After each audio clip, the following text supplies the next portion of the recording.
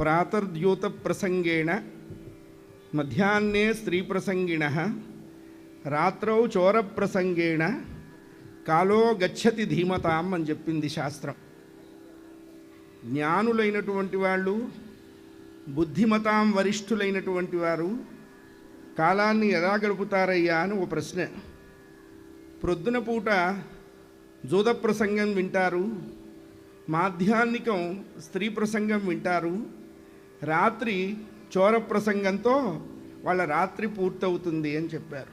మనకి good మార్నింగ్లు, good ఆఫ్టర్నూన్లు, good నైట్లు లేవు. సూషాచమే సుదినంచమే, సూషాచమే సుదినంచమే. భగవన్నామంతోనే మనకి దినం ప్రారంభం కావాలి. దినమే సుదినము, సీతారామ స్మరణే పావనము అని చెప్పారు. 2.5 అంగుళాల నాలుక ఎప్పుడు శుభ్రమవుతుంది అంటే నిరంతర భగవన్నామ చింతన చేతనే శుభ్రమవుతుంది.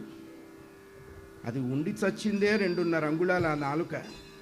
దాని దుంపదెగ 6 అడుగుల బాడీని ట్యూన్ చేస్తుంటుంది. 4 AM పరోటాట.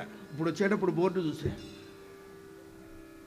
4ంటికే పరోటా తింటే మధ్యాహ్నం 12ంటికి వాడు ఠా అంటాడు. అది ఖాయం. భగవన్నామం చేత నాలుకని శుద్ధి చేసుకోవాలండి.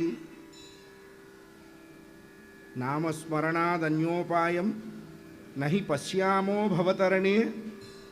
కృతయుగంలో తపస్సు చేసి తరించారు, త్రేతాయుగంలో యజ్ఞయాగాదులు చేశారు, ద్వాపరంలో దాన ధర్మాలు చేశారు, కలియుగంలో ఆ పై 3 కష్టం కాబట్టి నామ సంకీర్తన చేసి తరించండి అని చెప్పారు పెద్దలు. రామహరే కృష్ణహరే తవ నామ వదామి సదా నృహరే అని నిరంతర చింతన, నిరంతర భగవన్నామ సంకీర్తన ఈ కలియుగంలో సంసారాన్ని తరింపజేసేటువంటి మంచి నావ అని చెప్పారు.